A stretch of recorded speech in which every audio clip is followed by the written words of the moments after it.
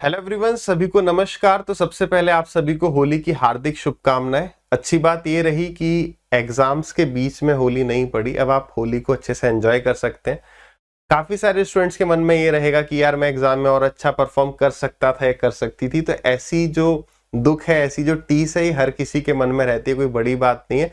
तभी एग्जाम है। घर पर सवाल करना और एग्जाम में सवाल करने में जमीन आसमान का फर्क है। ये हमने कई बार बात आपको बताई भी, कई बार ये बात डिस्कस करी है। अब सबसे पहली बात जो मैंने आपको कहा था ना, एग्जाम जिस दिन खत्म हो जाएगा उस दिन मैं आपसे पूछूंगा, अब कमेंट करके बताओ कि क्या मेंस की तैयारी के लिए कुछ और आपको पढ़ने की आवश्यकता थी प्री के बाद। अगर मैं कंप्यूटर और टाइपिंग को हटा दूं, केवल इंग्लिश, मैथ, रीजनिंग, जीके की बात कर रहा हूं, अब आप समझ पा रहे होगे कि क्यों मेंस के लिए मैंने कुछ यूट्यूब पे नहीं पढ़ाया खास। क्या पढ़ाने की ज्यादा जरूरत थी या प्रैक्टिस करने की, है ना। कई लोग कह रहे थे अरे यूट्यूब पे पढ़ाओ, ये करो वो करो। आप समझ पा रहे हो। अब देखो कितने सारे ऐसे स्टूडेंट्स रहे होंगे जो फालतू में किसी पेड बैच के चक्कर में, फालतू में यहाँ वहां प्रैक्टिस के चक्कर में, फालतू में किसी टफ मॉक टेस्ट के चक्कर में डिमोटिवेट हुए होंगे, और जो सिलेक्ट हो सकते थे वो रिजेक्ट हो जाएंगे। बहुत सारे ऐसे स्टूडेंट्स होंगे। यही बात कमेंट करिए कि क्या ये बात सही थी, नहीं थी। जिस दिन नोटिफिकेशन भी आया था उसके बाद जो मैंने वीडियो बनाई थी, आपने देखी हो नहीं देखी हो, उसमें मैंने कहा था कि भाई यहाँ पर जो है मेंस और कुछ नहीं है, प्री ही फिर से लिया जा रहा है। मैंने कितनी बार आपको चिल्ला चिल्ला के बताया, मैंने कहा था मेंस जब तक नहीं होगा तब तक मैं बात बोलते रहूंगा। प्रीवियस ईयर को आप ढंग से प्रैक्टिस कर लेंगे, that will be more than sufficient. अब ऐसा नहीं है कि प्रीवियस ईयर सिर्फ इस साल ही इंपॉर्टेंट थे क्योंकि एसएससी ने अपना पैटर्न बदला था।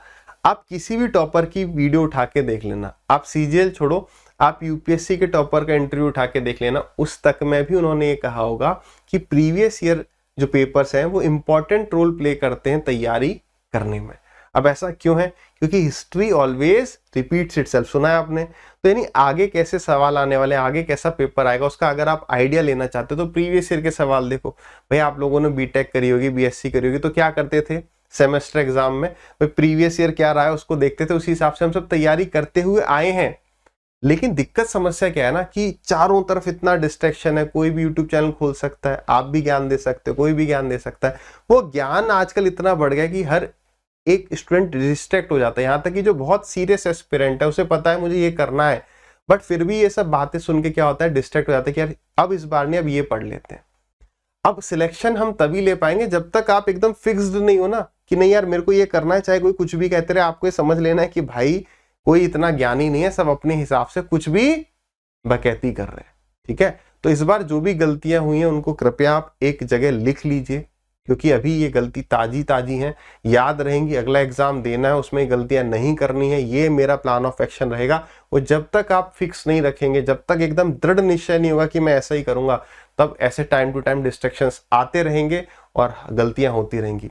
जिस रिजल्ट तक आप अपने पहले अटेम्प्ट में पहुंच सकते थे, वहां पहुंचने में आपको 2-4 अटेम्प्ट भी लग सकते हैं। और ऐसा भी हो सकता है, कड़वा सत्य ये है कि आप वहां तक ना भी पहुंच पाए due to all these distractions.